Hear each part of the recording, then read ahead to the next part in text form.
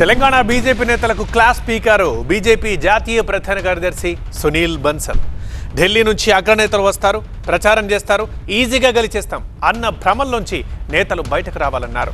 Ground work చేయకుండా, ప్రజా సమస్యలపై పోరాడకుండా పార్టీ టికెట్ వస్తే చాలు అన్న ధోరణి నుంచి బయటకు రావాలన్నారు సునీల్ బన్సల్.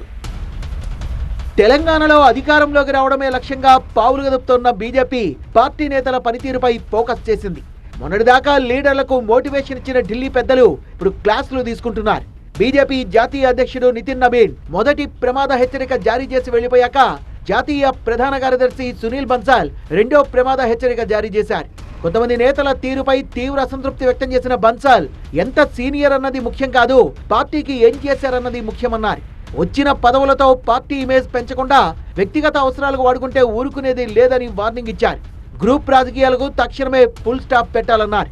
ఎగ్జిక్యూటివ్ సమావేశం ముగించే ముందు సునీల్ బన్సల్ తీసుకున్న క్లాస్ బీజేపీలో హీట్ పెంచింది. ఢిల్లీ నుంచి బడా నేతలు వస్తారు, ప్రచారం చేస్తే గెలుస్తామన్న భ్రమల్లోంచి నేతలు బయటపడాలని బన్సల్ చెప్పిన మాటలు నేతల చెవుల్లో ఇప్పటికీ మార్మోగుతున్నాయి. స్థానికంగా పట్టు సాధించిన వారికే ప్రాధాన్యం ఉంటుందని హైకమాండ్ చెప్పడంతో లీడర్లు ప్రజా సమస్యలపై ఫోకస్ చేస్తున్నారు. ఆఫీస్ బేరర్లుగా ఉంటూ ఇళ్లలో కూర్చుంటే కుదరదన్న బన్సల్ ఎవరు పనిచేస్తున్నారు, ఎవరు టైంపాస్ చేస్తున్నారో అధిష్టానం దగ్గర వివరాలున్నాయన్నారు. పెద్ద నేతల చుట్టూ తిరిగితే పదవులు రావన్నారు బన్సల్. ప్రజాప్రతినిధిగా మారడానికి బన్సల్ చెప్పిన 6 సూత్రాలని అనుసరించే పనిలో పడ్డారు.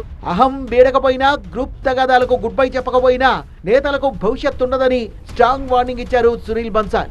అధిష్టానం వార్నింగ్ తో పలువురు నేతలు తమ తమ నియోజకవర్గాలపై దృష్టి సారిస్తున్నారు.